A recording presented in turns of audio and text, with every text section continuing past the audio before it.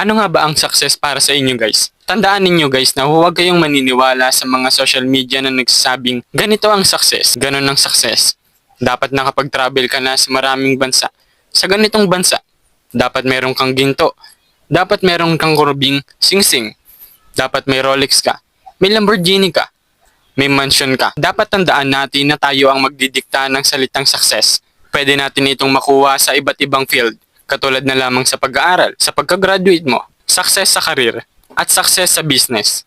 Dahil kung hindi nga ikaw ang magdidikta ng success, at hahayaan mo ang iba na magdikta dito, siguradong uugod-ugod ka na, o baka mamamatay ka na, ay hindi ka pa rin successful. At isa pa guys na hindi lahat ng pagiging successful ay nakaayon lang sa kung anong meron ang mundo. Sa aming mga Christian, mahalaga din sa amin ang kayamanang naiipon namin sa langit. Dahil dito sa mundo ay mamamatay din naman tayo. Ngunit ang inipon nating kayamanan sa langit ay mai-enjoy nga natin